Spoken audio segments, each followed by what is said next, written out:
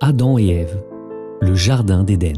L'histoire d'Adam et Ève et du jardin d'Éden est une métaphore du processus de la naissance, l'utérus. Dans l'utérus, comme pendant l'enfance, nous étions heureux, satisfaits, nourris, protégés, abrités et soignés. Le paradis. La pomme représente la vie. C'est le moment de sortir de l'utérus. La vie commence.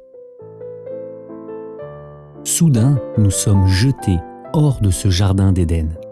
Nous ressentons de la douleur pour la première fois. Nous nous mettons à pleurer. Nous ressentons notre nudité et nous nous couvrons.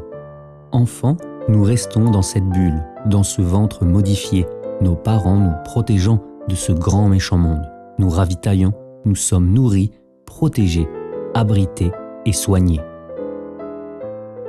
Nous sommes mis à l'abri des problèmes du monde, nous sommes heureux et satisfaits. Puis nous grandissons, sortons du nid, trouvons un emploi, commençons à gagner notre vie et apprenons à nous débrouiller seuls. Nous sommes des adultes maintenant. Nous apprenons les plaisirs adultes. Nous ne sommes plus purs et innocents. Dieu est le Père qui essaie désespérément de garder son enfant innocent et pur, échouant à chaque fois. Je m'enfuirai au paradis. Tous les plaisirs de la chair, la vie facile, juste pour moi. Je ne m'occuperai plus de personne, même mes proches, même s'ils souffrent, sont affamés, sans abri et sans emploi. Le paradis, c'est alors l'idée que nous pouvons retourner dans l'utérus, à notre enfance, et cette fois y rester en permanence. Le paradis représente l'enfant à naître, ou l'enfant éternel, faible, impuissant, le lâche fuyant la douleur et la souffrance, ne souhaitant pas grandir et faire face au monde réel, essayant de vivre dans une fantaisie et finissant comme un chien ou un chat, un animal de compagnie faible, impuissant, l'enfant à vie.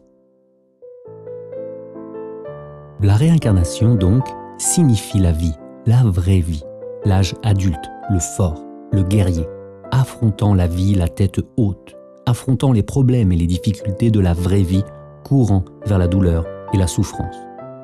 Le monde futur décrit dans les films Star Wars deviendra un jour une réalité, mais une telle réalité doit être construite. Pauvreté, discrimination, racisme, haine religieuse, changement climatique, maladie, Covid-19, guerre de la drogue, dictateurs, catastrophes naturelles, la liste est sans fin. Tous doivent être affrontés et doivent être vaincus. Aucun chevalier en armure brillante ne viendra nous sauver, nous, demoiselles en détresse. Le monde de demain ne s'est pas construit par magie ou par miracle, mais par un travail acharné, de la persévérance, du sacrifice et un esprit combatif. Nous continuons à être assommés, la mort, mais à chaque fois nous nous levons. La réincarnation, une nouvelle vie, et nous n'abandonnons jamais. Le monde futur de Star Wars deviendra un jour une réalité et ceux qui choisiront la réincarnation seront ceux qui profiteront de ce grand avenir. S'il vous plaît, ne devenez pas des formes inférieures de vie comme les chiens en poursuivant des fantasmes.